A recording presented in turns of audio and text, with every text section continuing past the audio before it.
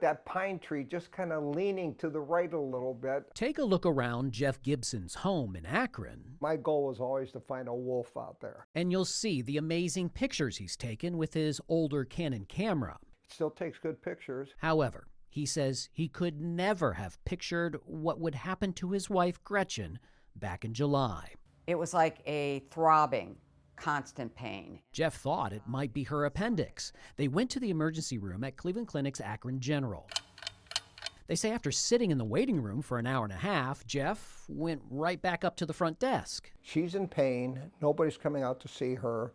I said, what are we supposed to do? Waited another 30 minutes, then went back to the desk. What happens if her appendix bursts while she's out here? Cleveland Clinic's own website says time is of the essence. Appendix pain is always an emergency, but a ruptured appendix spreads bacteria, which can lead to life-threatening complications.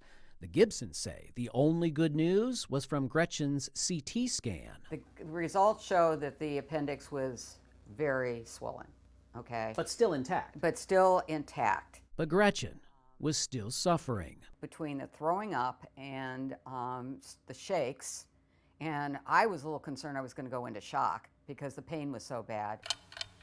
After 8 hours of waiting, she says she finally had surgery. Jeff says afterwards the doctor told them the appendix ruptured before they could operate. The doctor's exact words. Once we were in, it looked like a bomb had exploded. If it seems like we're beating up on Akron General, we're not.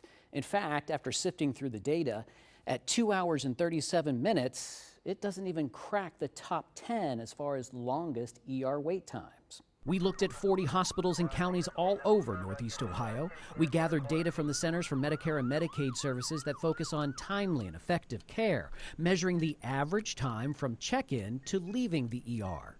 Cleveland Clinic has 3 emergency rooms in the top 5 for longest wait times, including Mercy Medical Center in Canton at number 1, 256 minutes.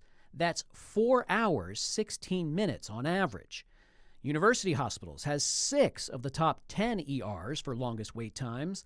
Its longest is at Ahuja Medical Center in Beechwood at 4 hours. People have got to know what's going on out there. Neither UH nor Cleveland Clinic would answer our questions on camera. UH says it's seen a surge in demand for emergency services dating back to the pandemic, and it's proud of the care it provides.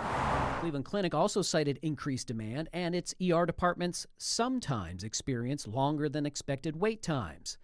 The data shows 4 of the top 10 are Cleveland Clinic ERs. Thankfully, Gretchen has recovered after her Cleveland Clinic ER visit. Now the Gibsons would like to picture a brighter future for ER patients, but they can't quite see it happening soon after looking through the lens of their own experiences. I feel for the other patients. I've gotten stories from other people since this, and it's the same story. My hope is that the Cleveland Clinic or any other hospital facility that sees this realizes there's a problem and steps forward and say, we got to fix this problem. This isn't right. On September 5th, Tyler Bennett from Akron felt awful.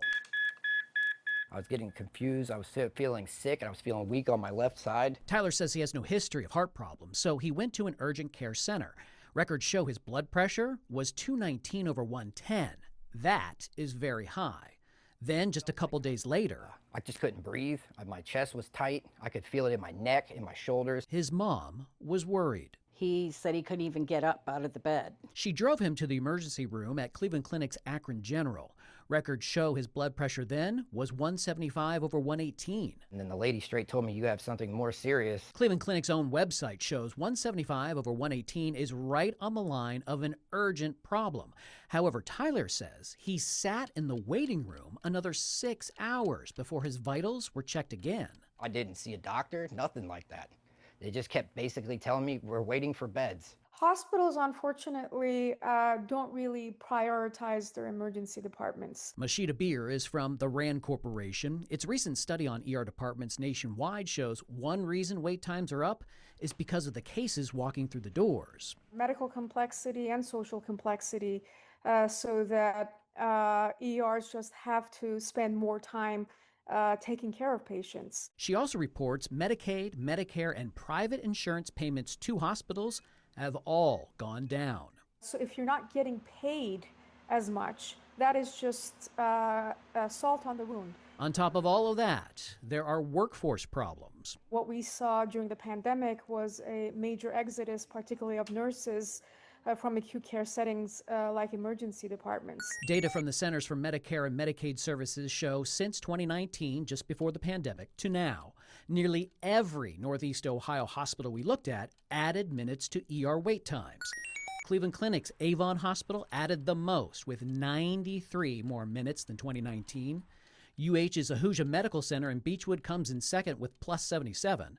And the clinic's Fairview Hospital, 76 additional minutes. It's a serious problem for everybody, not just me. Masheed says to solve these problems, ERs need more money with perhaps higher Medicaid payouts, more payments from employers for health care, and governments chipping in.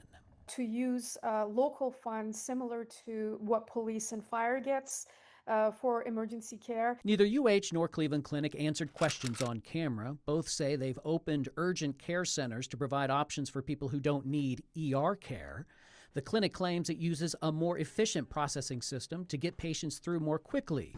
Tyler tells us even with his highly elevated blood pressure, he ended up waiting about 10 hours total. They should suggest them go somewhere else, or they should be bringing in more doctors to make sure that they can be seen. Tyler finally left the ER, went to a different hospital, and says he was in and out in 45 minutes, unlike his experience at Akron General.